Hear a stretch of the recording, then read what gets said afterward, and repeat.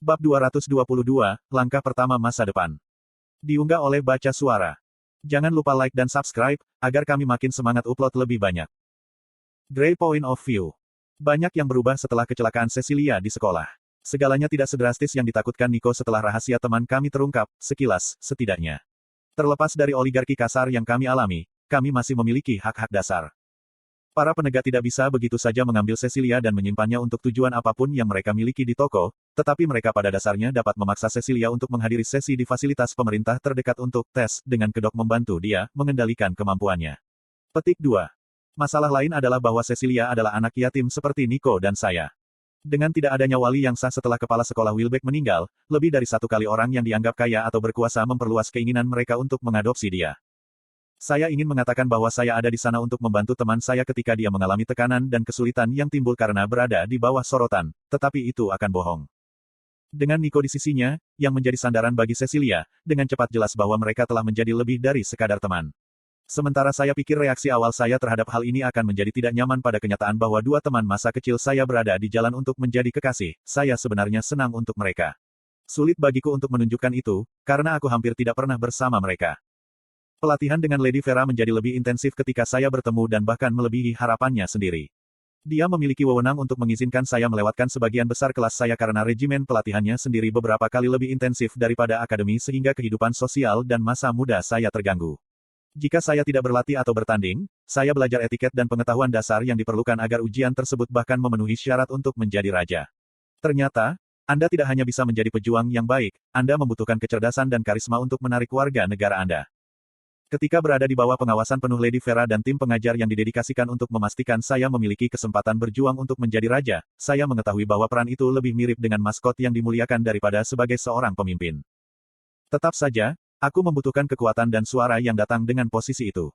Aku masih belum melupakan pembunuh bayaran yang bertanggung jawab atas kematian kejam kepala sekolah Wilbeck. Saya juga menggunakan alasan itu untuk membenarkan ketidakhadiran saya dengan Nico dan Cecilia. Berhari-hari dan kadang-kadang bahkan berminggu-minggu akan berlalu tanpa bisa melihat wajah mereka, dan sementara aku merasa tidak enak, aku membodohi diriku sendiri dengan meyakini bahwa menjadi raja akan menyelesaikan segalanya. Apakah pemerintah menjalankan tes yang buruk pada Cecilia untuk mendapatkan pemahaman yang lebih baik tentang tingkat Ki yang abnormal atau politisi yang mencoba menggunakannya sebagai alat untuk meningkatkan keuntungan mereka, menjadi seorang raja akan menyingkirkan semua masalah itu? Saya tidak masuk akal atau berempati seperti Nico, juga tidak punya perasaan yang cukup kuat untuk Cecilia mendedikasikan waktu saya di sana untuknya seperti sahabat saya. Jika ada, masih ada sebagian kecil dari saya yang menyalahkan Cecilia atas kematian kepala sekolah Wilbeck. Wanita yang pada dasarnya ibuku terbunuh melindunginya. Tidak adil bagi saya untuk menyalahkannya, saya tahu itu. Aku menelan dendam yang tidak bisa dibenarkan itu sejak lama karena Cecilia juga telah mengambil kematiannya dengan keras, tetapi itu masih meninggalkan jurang kecil dalam hubungan kami. Mungkin itu sebabnya aku tidak pernah bisa membalas perasaan yang Cecilia pernah miliki untukku. Apapun alasannya, itu tidak masalah. Saya hampir tidak punya waktu untuk tidur karena jadwal saya saat ini direncanakan turun ke menit setiap hari oleh Lady Vera. Tapi dia tidak sepenuhnya tidak berperasaan. Dia masih akan memberi saya waktu untuk bergaul dengan Nico dan Cecilia sesekali, dan meskipun seringkali Cecilia tidak bisa datang karena pelatihannya sendiri, berbicara dan bercanda dengan Nico adalah salah satu dari sedikit kesenangan dalam hidup saya. Kami hampir berusia 18 tahun, dan akan segera menjadi orang dewasa secara hukum, ketika Nico mengemukakan rencananya dengan Cecilia saat berada di salah satu tempat nongkrong kami yang sekarang menjadi bulanan. Kamu akan lari? Saya bertanya dengan tidak percaya. Tidak, well, kurasa, sedikit banyak. Nico menghela nafas. Kau membuat rencanaku yang dipikirkan dengan matang terdengar seperti semacam pemberontakan pra-remaja. Karena memang begitulah, ejekku. Apakah kamu pikir pemerintah bahkan akan membiarkanmu melarikan diri dengan Cecilia? Sejauh yang mereka ketahui, dia pada dasarnya adalah aset nasional. Petik 2. Percayalah padaku, aku tahu. Tetapi setelah Cecilia dan saya tidak lagi membutuhkan wali, kami bisa putus sekolah dan pergi ke negara lain. Prototipe baru dari limiter Ki yang saya buat sudah beberapa kali lebih stabil daripada yang sebelumnya dan yang menyumbang pertumbuhan tingkat Ki-nya. Petik 2. Berapa tingkat Ki-nya tumbuh? Sebagian diriku tidak ingin tahu jawabannya. Nico bersandar di kursi. Menurut laporan terakhirnya, lebih dari 2 kali lipat. Apa? Aku berteriak, langsung menarik perhatian siswa lain di kafetaria. Ya, rupanya, bukan hanya tingkat Ki bawaannya yang mengerikan tetapi juga pertumbuhannya. Pada titik ini, saya hanya berharap tim peneliti yang mengawasi dia tahu apa yang mereka lakukan, saya berharap segala bentuk pertumbuhan eksplosif tidak akan stabil sempurna. Petik 2. Tetap saja, itu konyol, kataku, menurunkan suaraku. Mau tak mau aku membayangkan diriku memiliki tingkat Ki yang begitu tinggi. Mayoritas pelatihan saya dengan Lady Vera terdiri dari kompensasi untuk tingkat Ki saya meskipun sumber daya tak berujung ia habiskan untuk obat-obatan dan suplemen. Dengan kemampuan bertarungku dan level Ki Cecilia, menjadi raja sebenarnya hanya masalah waktu. Saya bisa melihat mengapa pemerintah sangat ingin mengendalikannya. Pelatihan masih kasar. Nico mengajukan pertanyaan rutinnya sekali lagi. Aku mengangguk, nyaris tidak bisa mengangkat sepotong dada ayam panggang ke mulutku. Sekarang sudah agak lumayan, tapi ya. Nico biasanya tidak mencari detail, tapi kurasa dia tidak bisa menahannya lagi. Dia meletakkan garpu dan menatapku dengan matanya yang tajam. Mengapa kamu melakukan ini untuk dirimu sendiri? Aku terus mengunyah makananku dengan hati-hati, hanya menjawab dengan alis terangkat. Aku jarang melihatmu saat ini. Sial, Cecilia tidak sibuk bahkan dengan sesi pelatihan pemerintah dan politisi memburunya. Ketika saya melihat Anda benar-benar berdarah sampai-sampai merembes ke seragam Anda atau Anda sangat kesakitan sehingga Anda tidak bisa berdiri. Apakah menjadi raja yang penting hingga membuang tubuh dan masa mudamu? Petik 2. Kau tahu itu tidak sesederhana itu, kataku dengan nada mengancam. Nico memutar matanya. Ya aku tahu. Rupanya keinginan sekarat kepala sekolah Wilbeck bagi Anda untuk membalaskan dendamnya dengan menyia-nyiakan hidup Anda. Petik 2. Saya membanting peralatan saya di atas meja. Kau sudah selesai. Ada hening-hening di antara kami berdua saat kami mengunci mata. Nico mengalah, mengeluarkan napas. Dengar, aku tidak bermaksud seperti orang brengsek. Saya hanya ingin mengatakan bahwa kepala sekolah Wilbeck tidak menginginkan ini untuk Anda. Dia pasti menginginkanmu dan Cecilia hidup sebagai siswa normal dan bahagia dengan kehidupan dan keluarga normal. Petik 2. Kau tahu, aku tidak bisa membiarkannya dengan mudah. Tidak setelah seluruh pembunuhannya ditutup-tutupi sebagai kecelakaan. Pembunuh itu adalah bagian dari organisasi yang lebih besar, aku tahu itu. Petik 2. Jadi, kamu menjadi raja dan kemudian menumpas organisasi yang membunuh kepala sekolah Wilbeck. Lalu apa? Nico menekan. Lalu aku pensiun. Temukan tempat yang tenang dan, berbahagialah dengan kehidupan dan keluarga yang normal, jawab saya dengan seringai. Teman saya menggelengkan kepalanya tanpa daya. Mari berharap semudah itu. Aku terkekeh, meringis pada rasa sakit yang dibawa ke dadaku yang sakit. Bagaimana denganmu dan Cecilia? Apakah Anda memiliki negara tertentu atau hanya puas pergi kemanapun angin berhembus seperti orang gipsi? Petik 2. Iklan. Para insinyur tidak pernah pergi kemanapun angin bertiup, ejeknya. Aku punya hampir semua rencana yang ditetapkan.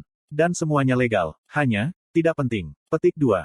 Yah, sudahkah kau memberitahu rencana induk ini pada Cecilia? Tidak sepenuhnya, tapi, berbicara tentang iblis. Cecil, kami di sini. Tiba-tiba Nico memanggil, praktis berlari dari kursinya. Aku kesal bagaimana suaranya naik nada setiap kali dia berbicara dengan Cecilia. Itu tidak over the top tetapi masih agak ngeri. Namun demikian, saya menoleh dan melambai ke teman kami sambil tersenyum. Salam saya santai dan santai, tetapi mata saya mengamati Cecilia dengan cermat. Dia menjadi lebih tinggi, dan posturnya jauh lebih lurus dan percaya diri meskipun kelelahan terlihat di wajahnya. Mudah untuk mengatakan bahwa, secara objektif, dia menjadi jauh lebih cantik.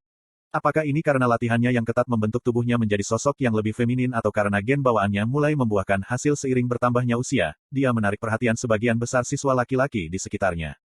Dia mengenakan seragam yang sama dengan saya, menunjukkan kepada siswa dan fakultas bahwa kami memiliki mentor dan dibebaskan dari muncul di kelas atau sekolah.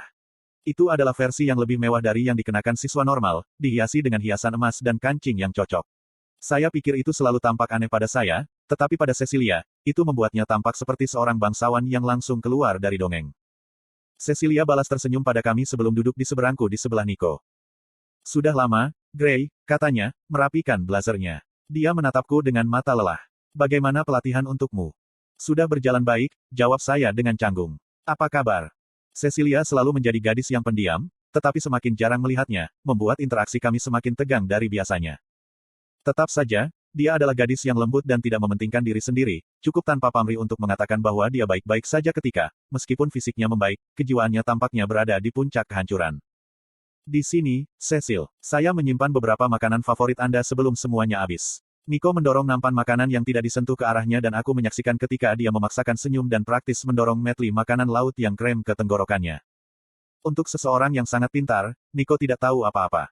Aku memperhatikan sebentar ketika mereka berdua berbicara, Nico yang paling banyak bicara. Cecilia sebagian besar mendengarkan tetapi dengan tulus menanggapi semua pertanyaan Nico sementara dia menghabiskan sepiring makanan. Meskipun ada perubahan dinamika di antara kami bertiga, segalanya tampak normal untuk sementara waktu. Kami adalah 3 siswa yang duduk dan mengobrol sambil makan di ruang makan sekolah kami. Sementara dorongan saya untuk menjadi raja tumbuh semakin banyak saat berlatih, saya masih merindukan menghabiskan waktu seperti ini.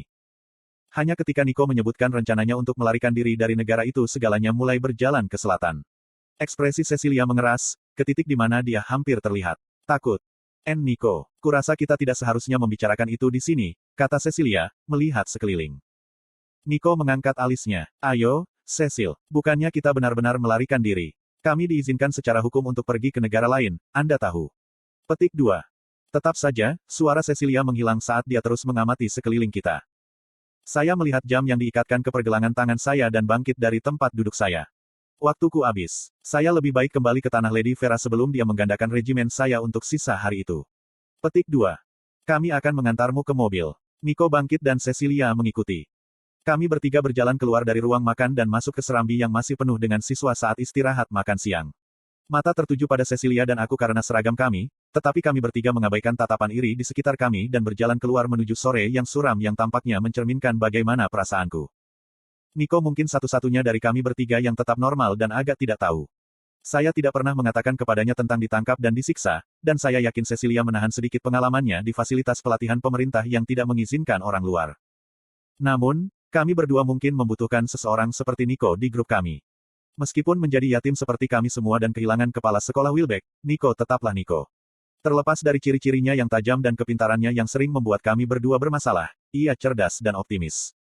Aku akan bertemu kalian lagi segera. Semoga, kataku ketika aku masuk ke mobil hitam menungguku di luar gerbang akademi. Saya tidak berbohong, dan saya benar-benar ingin melihat mereka segera, tetapi saya tidak percaya diri. Setelah kembali ke perkebunan, pelatihan saya dilanjutkan. Lady Vera menungguku dengan tim spesialisnya untuk memastikan aku sakit secara fisik dan mental. Secara keseluruhan, itu adalah hari yang agak normal. Waktu kecil yang bisa saya habiskan bersama Nico dan Cecilia adalah apa yang saya butuhkan untuk melewati beberapa minggu yang melelahkan. Baru setelah saya tenggelam di tempat tidur saya mendapat telepon dari nomor yang tidak saya kenal. Saya menjawab panggilan itu. Halo. Iya, ini Rumah Sakit Nasional Etaria. Apa aku berbicara dengan Gray? Tanya suara wanita yang menyenangkan. Iya, ini Gray. Hai, alasan panggilan ini adalah karena kamu terdaftar sebagai kontak darurat Nico Sever. Dia dibawa ke perawatan darurat beberapa menit yang lalu dan sedang dipersiapkan untuk operasi. Kami membutuhkan Anda untuk datang dan... Aku menutup telepon dan berlari menuruni tangga secepat tubuh sakitku mengizinkan. Untungnya, saya nyaris menghindari lari ke salah satu dari banyak kepala pelayan di perkebunan, dan dia mengatur tumpangan ke rumah sakit untuk saya. Segalanya kabur sampai aku tiba di kamar tempat Nico ditahan. Saya hampir tidak ingat mengisi formulir yang tepat dan menunggu pembedahannya selesai. Namun, yang bisa kulakukan adalah sepasang borgol yang mengganggu Ki yang menggenggam pergelangan tangannya ke ranjang rumah sakit. Gray, suara Nico yang grogi membuatku linglung. Aku berlutut di samping tempat tidurnya, berhati-hati untuk tidak menyentuh selimut di atasnya jika aku memperburuk tulang rusuknya yang patah.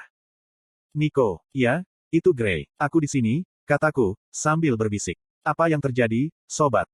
Mata Nico yang sayu dan setengah tertutup tersentak terbuka pada pertanyaanku. Cecil, mereka membawanya. Saya baru saja menurunkannya dan sedang dalam perjalanan kembali ketika saya ingat saya lupa memberinya prototipe baru.